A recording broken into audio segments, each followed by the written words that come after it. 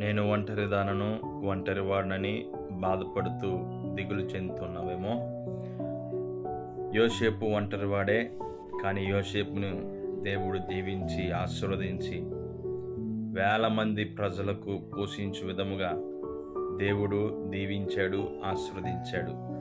అలాగే నీవు ఒంటరిగా ఉన్నావేమో, అందుకే దేవుడు ఈ మాట తెలియపరుస్తూ ఉన్నాడు.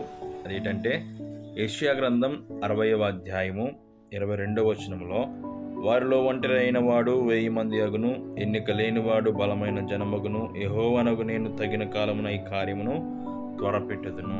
నీవు ఒంటరిగా ఉన్నావేమో, దేవుడు నిన్ను పెక్కుమంది అయ్యేలాగున మార్చబోతున్నాడు. 1000 మంది అగునట్లుగా, 1000 మందికి ఆశీర్వాదకరంగా, దీవెనకరంగా దేవుడు నిన్ను మార్చబోతున్నాడు. నీవు ఒంటరిదానివి, ఒంటరివాడివి కాదు. ఆమేన్. Praise the Lord. దేవుడు నీకు తోడై ఉన్నాడు.